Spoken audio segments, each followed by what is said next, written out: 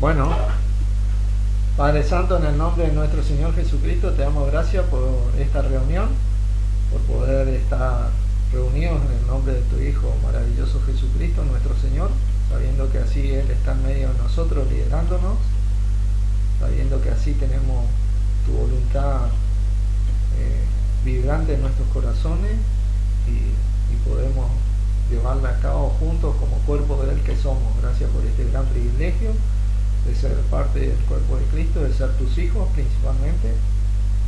Y te leo esta transmisión, la enseñanza de hoy, todo lo que se van a conectar, y bueno, para que todo sea para edificación.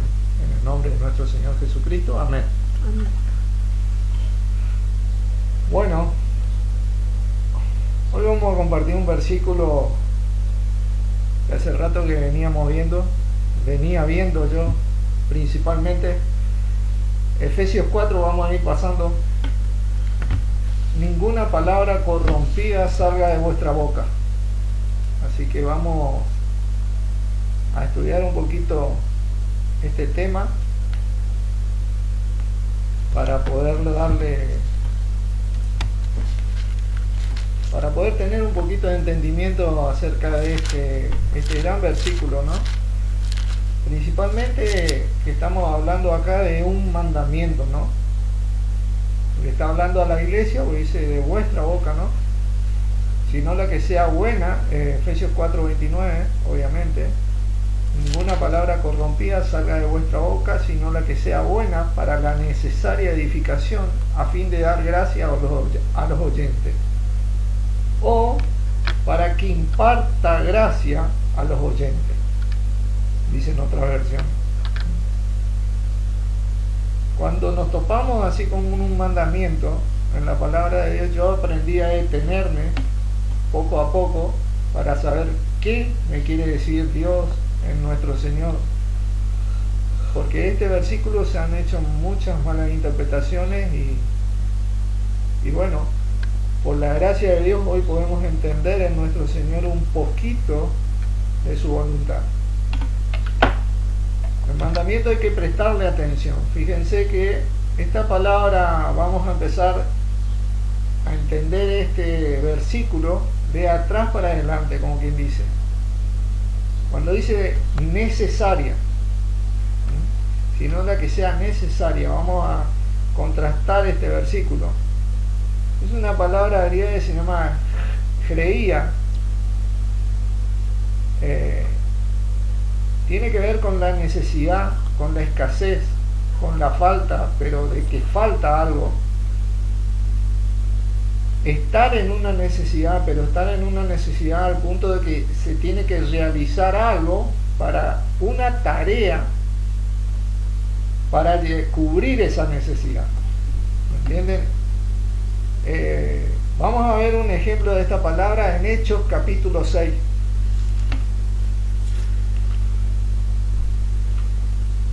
Hechos capítulo 6.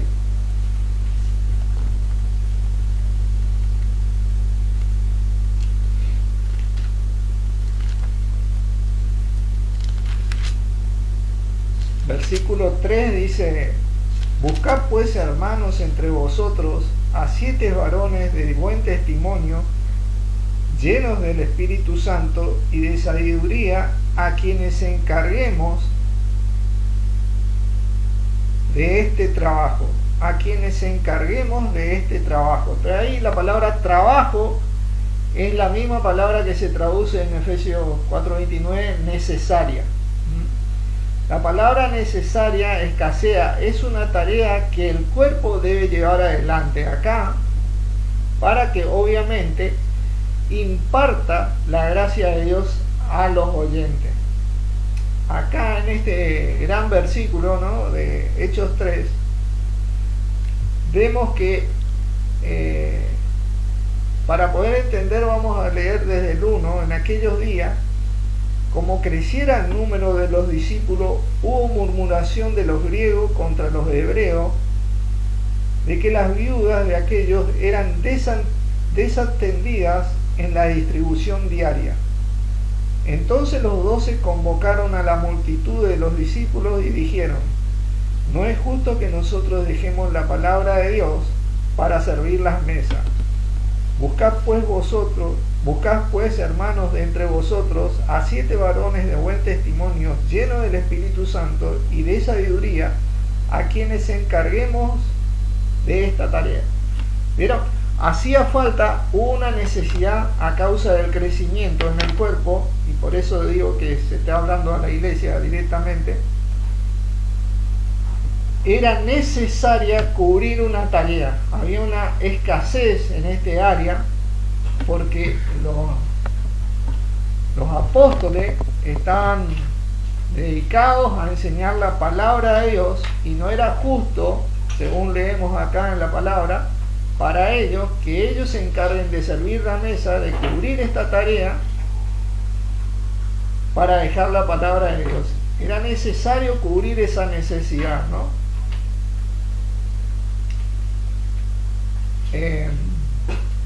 Fíjense, y nosotros persistiremos en la oración y en el ministerio de la palabra. Esta palabra acá que dice palabra, ¿no? Es la palabra logos, que es la misma, y acá donde vamos a empezar a estudiar, ¿no? Es la misma palabra cuando dice en Efesios 4:29, ninguna palabra, ningún logo corrompido salga de vuestra boca. Cuando yo estudio la palabra, ¿no? Y encuentro la palabra esta, logos, ¿no? Yo me pongo a pensar en el propósito de Dios, en el engranaje central de su voluntad, ¿no? En el logos.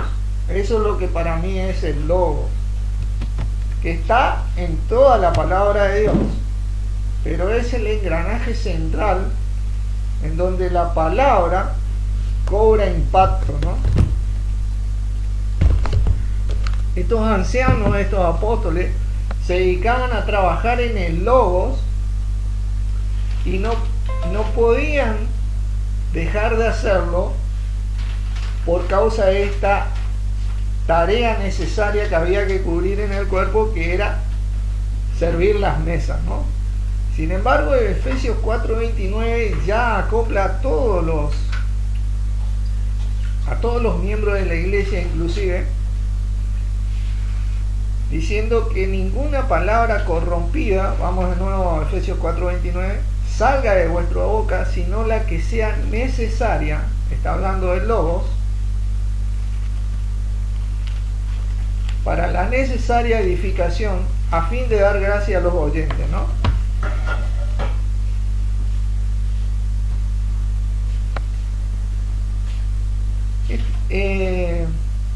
Así que me puse a estudiar despacito este versículo,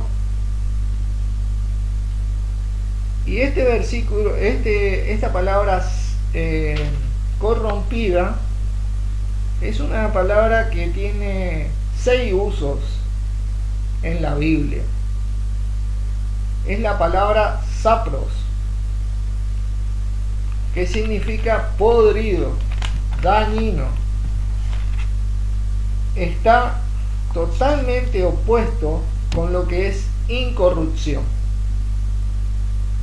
Lo incorruptible está a un lado y lo corruptible está al otro, pero está en el extremo, no está ni en el medio, no, está en un extremo, es totalmente opuesto a esta palabra.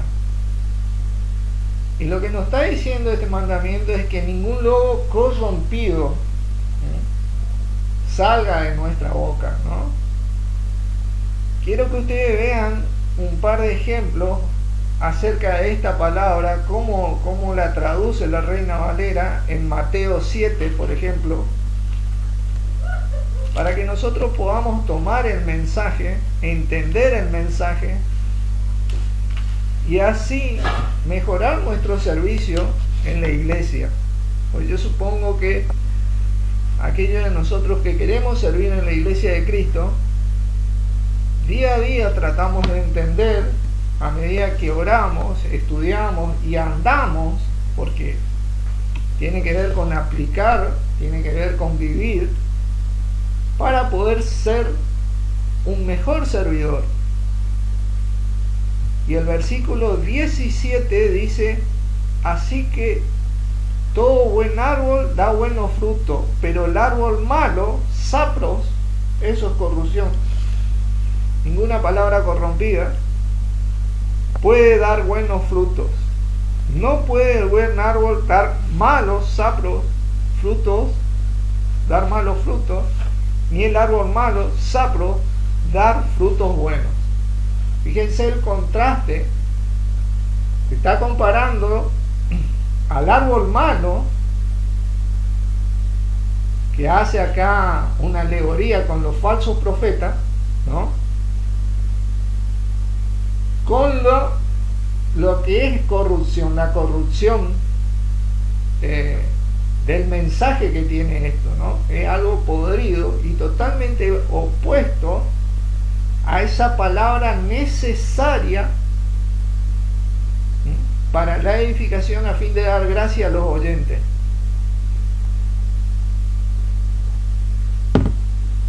Otro uso de esto está en el libro de Mateo, ahí también en el capítulo 12.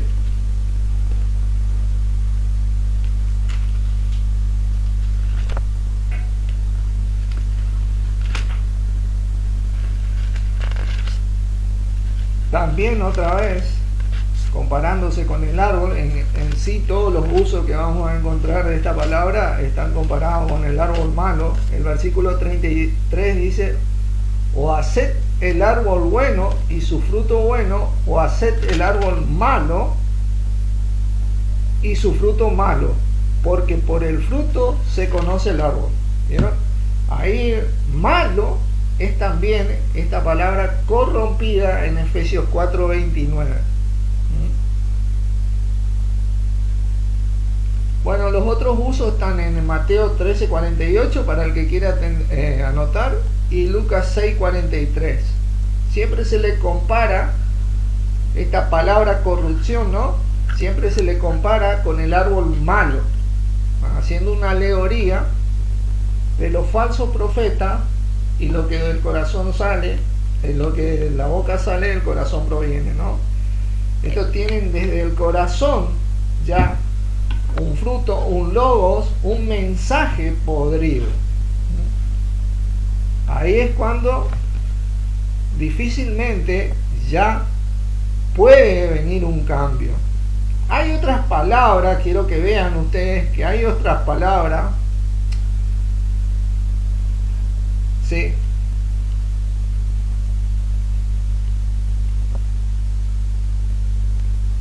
Sí, también.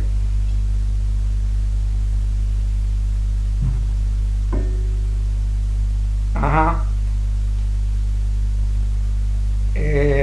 No me figura en el texto esa palabra malo como sapros, pero tiene que ver con el fruto malo, ¿viste? ¿Entendés?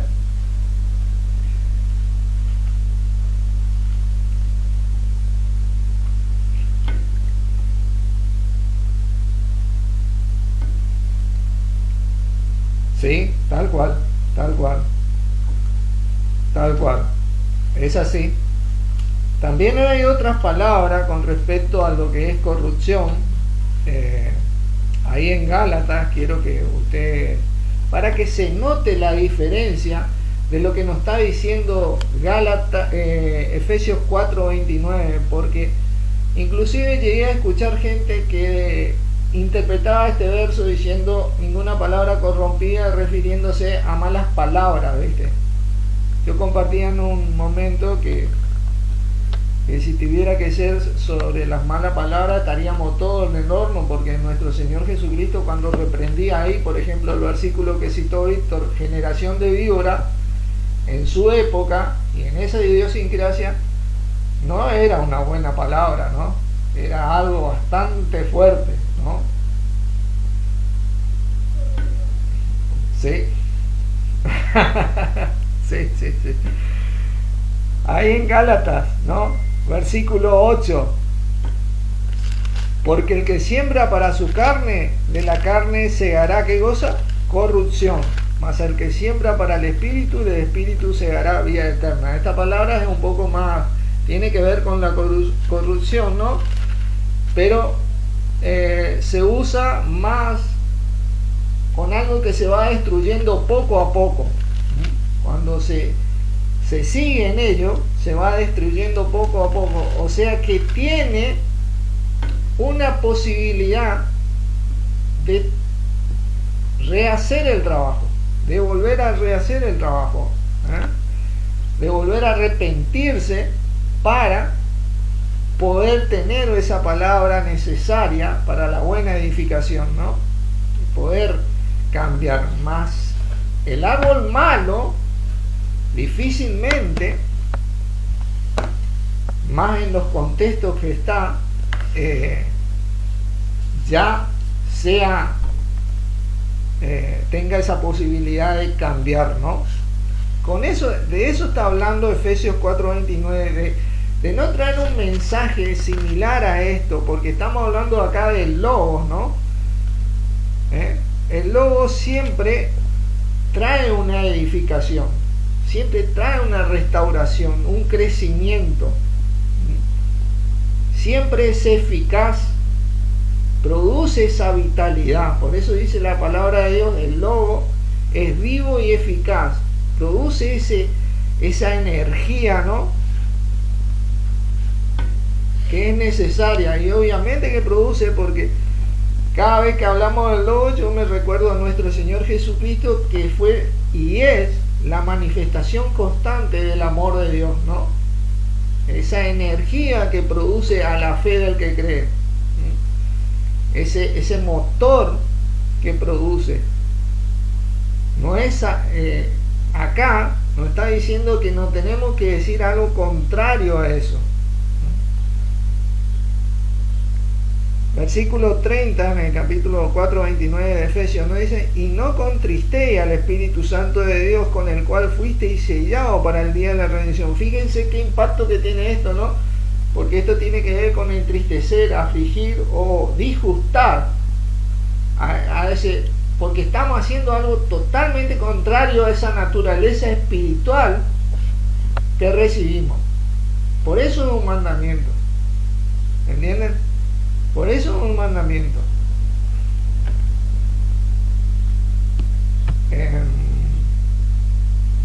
Vamos a ver un ejemplo de esto y vamos a tener un poquito más de entendimiento. Yo creo que esto a mí me aclaró bastante. Primera de Timoteo 5.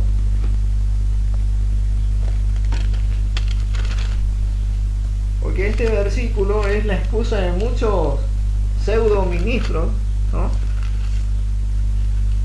para justificar lo que hacen, ¿no? Pero ahora nosotros vamos a entender un poquito más acerca de esto. En el versículo 17, los ancianos que gobiernan bien sean tenidos por dignos de doble honor, mayormente en los que trabajan en predicar y enseñar. Y esa palabra predicar ahí es logos. Y ese trabajan es trabajar con fatiga, con ahínco, hasta el cansancio, ¿entienden? Trabajan en el logos, dentro del logos, están sumergidos ahí, y enseñar eso, y enseñan eso, viven eso, predican eso. A ese tipo de ancianos sí la palabra dice que sean tenidos de doble honor, y creo que somos pocos tal vez, o hay pocos ancianos que trabajan o tienen este corazón de trabajar en esa palabra que sea la necesaria para la edificación, ¿no? Pero Pablo decía en Efesios nuevamente,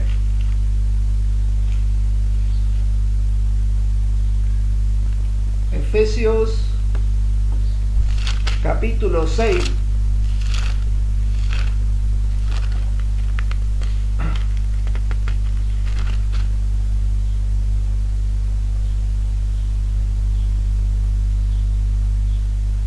vamos a leer desde el 18, orando en todo tiempo con toda oración y súplica en el Espíritu, y velando en ello con toda perseverancia y súplica por todos los santos, y por mí, decía él, a fin de que al abrir mi boca me sea dada palabra para dar a conocer con de nuevo el misterio del Evangelio. Ahí es logo también, palabra, la palabra necesaria para dar a conocer con de nuevo el misterio del Evangelio. Misterio que muchos quieren que siga siendo un misterio, obviamente, porque no le conviene que esta palabra necesaria edifique el cuerpo de Cristo, que despierte, porque al edificarte te despierta, te vitaliza, te levanta, ¿entienden? Te abre los ojos. Como quien dice, muchos hoy por hoy están tratando de seguir con este misterio que Jesucristo reveló a este apóstol, a este enviado de él, Pablo, nuestro hermano, ¿no? A quien conoceremos en su retorno. Es muy importante para nosotros hoy por hoy tener en cuenta de que cada cosa que nosotros hacemos en cuanto al misterio, el logos, sea así puro y santo, como lo es la gracia de Dios. Fíjense, yo le voy a dar unos ejemplos, algunos de acá, no digo la mayoría, no, de los de acá venimos de la parte denominacional, y la parte denominacional ha corrompido un poco esto, porque por ejemplo nos decían a nosotros, no es para tanto, después renovamos la mente, estamos en la gracia, y eso en ningún momento fue lo que transmitió Pablo cuando pedía oración para dar a conocer esta palabra que produce esa edificación al cuerpo de Cristo. Lo que el cuerpo de Cristo necesita, esos oyentes necesitan, es a este logo, el misterio, la carne, como quien dice, de la palabra de Dios, para poder salir de la oscuridad. Fíjense, Juan, capítulo 1, creo que no estaba en el libreto, pero sí,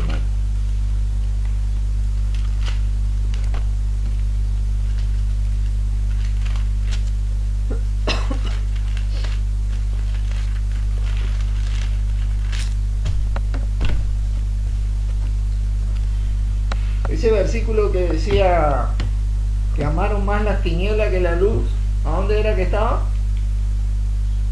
Ahí en Juan. Ahí, ese. Versículo 19. Y esta es la condenación, que la luz vino al mundo, y los hombres amaron más las tinieblas que la luz, porque su obra era mala. Ese es el punto. Cuando nosotros hablamos del logo, que viene a ser la palabra de Dios, nuestro Señor Jesucristo, el logo, ese propósito de Dios, hablamos de la luz, de la iluminación al corazón del que cree. Pero muchos quieren mantener la oscuridad para que no brille la luz del Evangelio de la gloria de Cristo, como dice la palabra. Dice, porque todo aquel que hace lo malo aborrece la luz, y no viene a la luz para que sus obras no sean reprendidas, mas el que practica la verdad, es el verdadero anciano del que habla Timoteo, ¿no? Viene a la luz para que sea manifiesto que sus obras son hechas en Dios. Está la manifestación de los que predicamos el logo, que queda todo sin ningún tipo de excusa. Es tal el impacto del poder de Dios, de la iluminación que produce el logo, que las tinieblas desaparecen y el amor fluye. Eso es lo que representa el logo que nosotros testificamos, que nosotros tenemos encomendado, porque dice, es un mandamiento lo que le da a Efesios 4:29, sino lo que sea necesaria para la buena edificación a fin de dar gracia a los oyentes.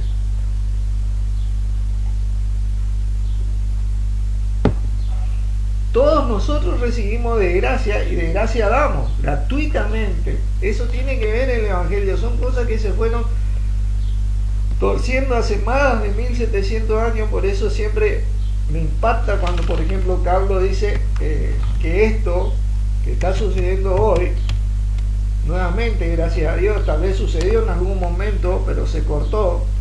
Esperemos nosotros tener el valor y la dignidad de seguir adelante. Hace 1700 años que no sucedía que el lobo vuelva a impactar, y está produciendo tal impacto, como decía la hermana Felisa la vez pasada, que todo el mundo está hablando de esto, del amor de Dios, de la palabra de Dios, de poder. Ahora, eso no significa que nosotros, como le decía al hermano, que por el amor de Dios no tenemos que tragar a todos. No, eso no es el amor de Dios. El amor no hace nada indebido, dice. No se gloría en la injusticia, ¿no es cierto? No se goza en la injusticia, más se goza de la verdad, ¿entiendes? Nosotros podemos gozarnos de la verdad, y cuando realmente este lobo está en nuestro corazón y manifestamos eso, el gozo es mutuo. El cuerpo de Cristo es edificado, porque esa palabra necesaria, esa tarea, ha venido a ser cubierta por los que servimos la mesa, ¿no? Obviamente que después se va a ir creciendo esto, y va a haber el mismo Señor Jesucristo va a ir ordenando, como ordenó la iglesia del primer siglo en Hechos 6, ¿no es cierto?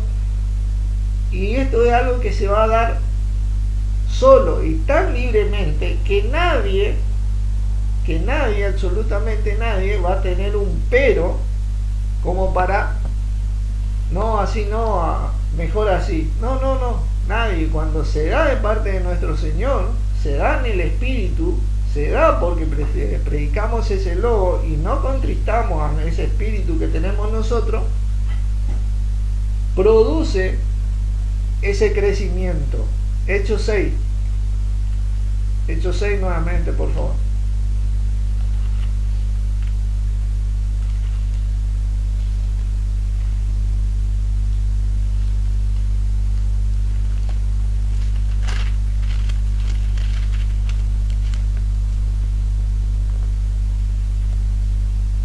Fíjense que en el versículo 3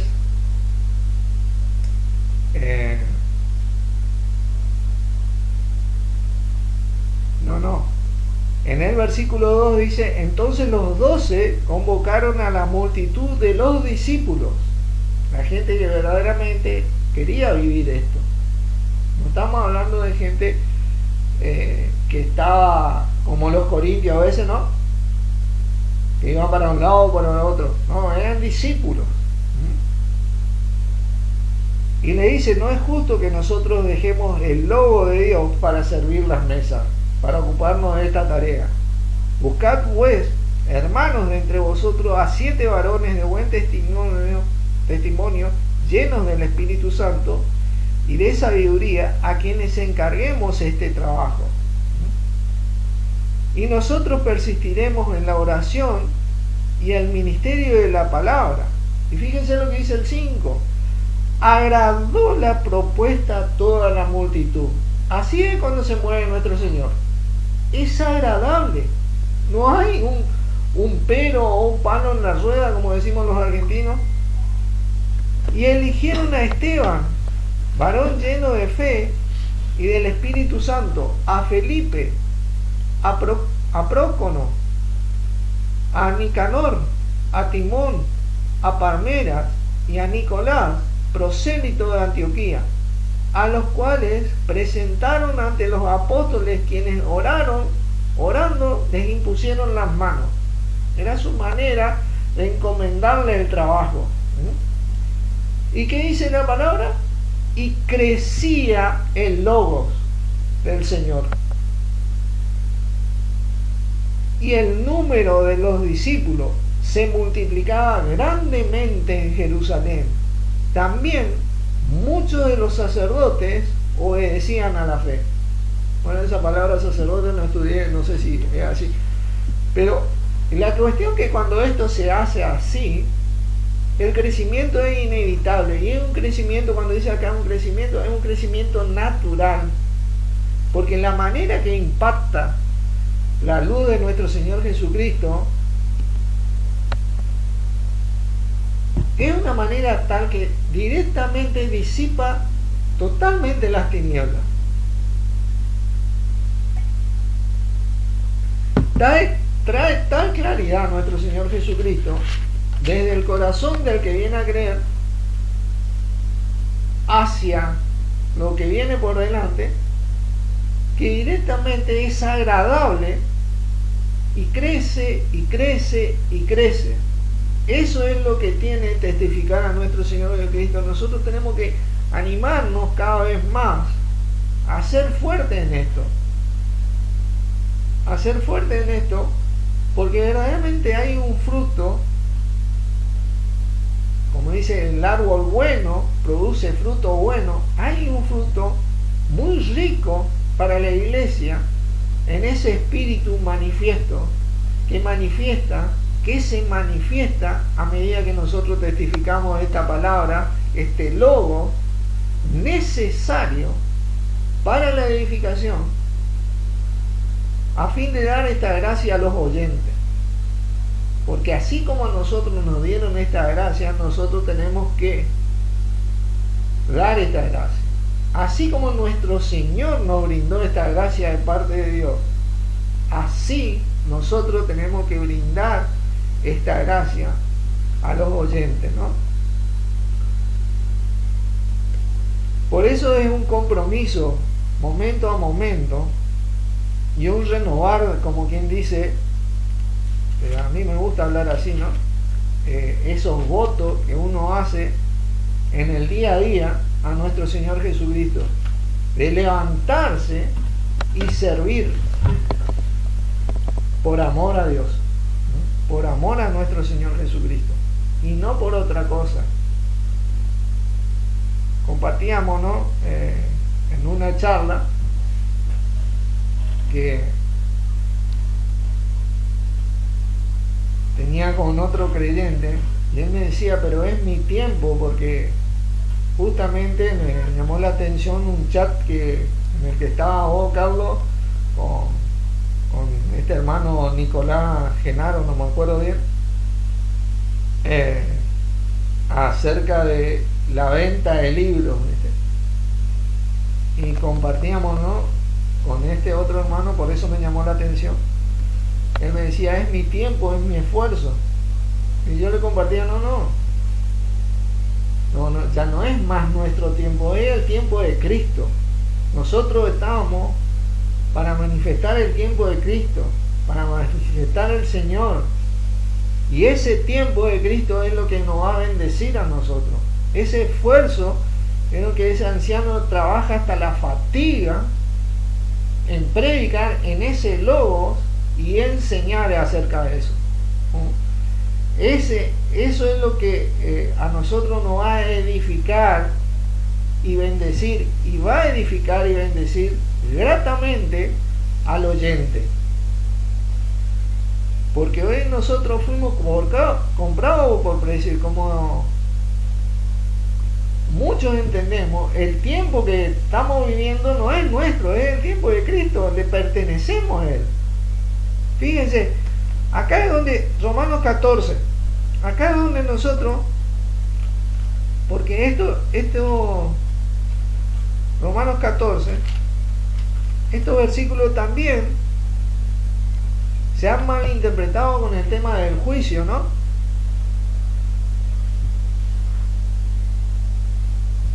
Estoy en Corintios. Dice, versículo 1, quiero leerle: recibid al débil en la fe, pero no para contender sobre opiniones. Todo el capítulo se desarrolla en este versículo. Las opiniones son mis interpretaciones privadas, ¿no? Un juicio de la carne, de lo que, no puede ser que vos no entienda esto, si no pasa nada. Todo ese tipo de cosas, porque yo creo que entiendo un poquito más y no puedo entender como aquel no entiende, no van con nuestro Señor Jesucristo. Cuando nosotros emitimos un juicio, tiene que ser de acuerdo a la palabra de Dios, como hacía nuestro Señor: según oigo, así juzgo, y mi juicio es justo, porque no busco mi voluntad, la opinión, sino la voluntad del que me envió. Ese juicio, ese que nosotros emitimos, tiene que ser siempre de acuerdo a la palabra de Dios, de acuerdo al Logos, de acuerdo a nuestro Señor Jesucristo, como Él se brindó, a pesar de que todos le rechazaron al final y todos le abandonaron.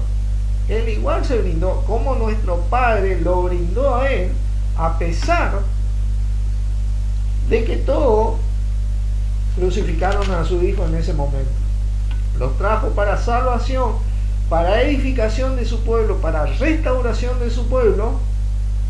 Pero dice, a los suyos vino, pero ¿qué hicieron? Los suyos no le recibieron. Y Él les decía, se hizo que ellos eran benditos porque la luz que estaban viendo, si Sodoma y Gomorra lo hubiera visto, se hubiera arrepentido. Él le decía eso, pero los suyos le rechazaron, ¿no? Así que,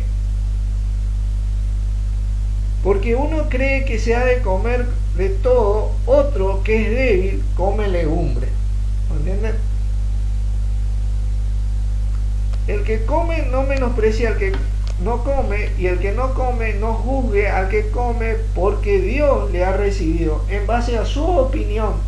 Nunca se olviden de eso, ¿no? ¿Tú quién eres para juzgar en base a tu opinión al criado ajeno? Para su propio Señor está en pie, o cae, pero estará firme, porque poderoso es el Señor para hacerle estar firme. Uno hace diferencia entre día y día, otro juzga iguales todos los días. Cada uno esté plenamente convencido en su propia mente. El que hace caso del día lo hace para el Señor, y el que no hace caso del día para el Señor no lo hace. El que come para el Señor come, pero da gracias a Dios, y el que no come para el Señor no come y da gracias a Dios. Porque ninguno de nosotros vive para sí y ninguno muere para sí. Por eso no es nuestro tiempo, es el tiempo de Cristo. A este versículo quería llegar, ¿no? Ninguno de nosotros vive para sí y ninguno muere para sí. Y eso es lo que compartíamos con este hermano, ¿no? Que no porque vos emprendés una tarea por la gracia de Dios, porque dice que la competencia que tenemos para hacer esa tarea no proviene de nosotros, sino que proviene de nuestro mismo Padre, en nuestro Señor, no por eso tenés derecho a reclamar algo. No. Acá el único que tiene derecho a reclamar algo es nuestro Señor Jesucristo, que nos salvó con su vida y pagó un precio por cada uno de nosotros. No por eso no tenemos derecho, ¿no? Pero quería dejar bien claro ese énfasis, porque esto tiene que crecer en nuestros corazones para asegurarnos de traer esa palabra necesaria para la buena edificación, porque todo este tipo de cosas que ocurren a nuestro alrededor a veces contaminan y van destruyendo poco a poco y sistemáticamente lo que nosotros tenemos en el corazón. No va a destruir la obra de Cristo, obviamente que no va a destruir más, pero sí puede llegar a destruir lo que nosotros tenemos por delante con nuestro Señor Jesucristo, con la iglesia, hoy y en la eternidad, ¿no es cierto? Así que tenemos que animarnos cada vez más y tener de nuevo, como decía Pablo, para que me sea abierta puerta para que con de nuevo hable de Él como deba hablar. No tener miedo, no tener miedo.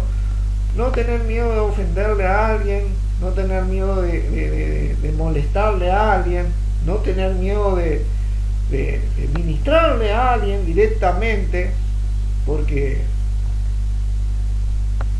cuando habla de nuestro Señor Jesucristo siempre hay un crecimiento como hubo en Hechos. Nunca va a haber como quien dice, algo para atrás. No. Siempre esto va a crecer porque la palabra de Dios vive y permanece para siempre. Este logo siempre va a permanecer. Siempre va a ser así. Aunque ahí dice referente a su palabra escrita, ¿no? Pero nuestro Señor Jesucristo siempre va a ser el mismo ayer, hoy y siempre. Siempre va a producir ese crecimiento, ¿no? Y hablo específicamente de Él porque por medio de Él viene la salvación y por medio de Él viene ese espíritu en nosotros y en todos los que van a creer, y viene esta claridad y esta fortaleza que nos capacita para emprender este trabajo tan necesario en la iglesia, en el cuerpo, a fin de que se mantenga santo.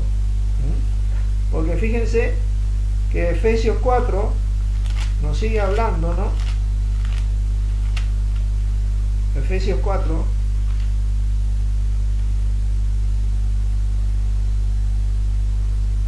dice: quítense, en el 31, de vosotros toda amargura, enojo, ira, gritería, maledicencia y toda malicia. No hay manera que se quite esto si no habita Cristo en el corazón, si no habita esta palabra en nuestro corazón. No hay manera. Dice: antes sed benignos. Antes sed benignos. Benigno es tener esa buena palabra edificante, ¿no? Unos con otros, misericordiosos, perdonándonos unos a otros, como Dios también nos perdonó a vosotros en Cristo. No hay manera de lograr esto si nosotros no traemos esa palabra buena y necesaria, tan necesaria en el cuerpo, tan necesaria en los oyentes, tan necesaria en la humanidad. Traer este mensaje que continuamente nos restaura, nos revitaliza y nos produce ese gozo que nos capacita a seguir adelante hasta que Él retorne, ¿no? Porque para esto nosotros fuimos llamados, ¿no? Para testificarlo a Él hasta lo último en la tierra, y ahí todo cobra sentido en nuestras vidas y en la vida de los que oyen. Así que bueno, quería compartir acerca de esto un poquito. Eso era todo, Carlos. Oro y hago una oración. Padre, te doy gracias por esta palabra, a vos, Señor Jesucristo, por estar siempre liderándonos y guiándonos, por poder trabajar en nuestro espíritu para que podamos manifestar tu voluntad día a día, para que trabajemos arduamente y así estar gozosos con vos, siéndote agradable a vos y a nuestro Padre por medio tuyo principalmente, y poder dar gracias a los oyentes. En tu nombre, Jesucristo, agradecemos. Amén.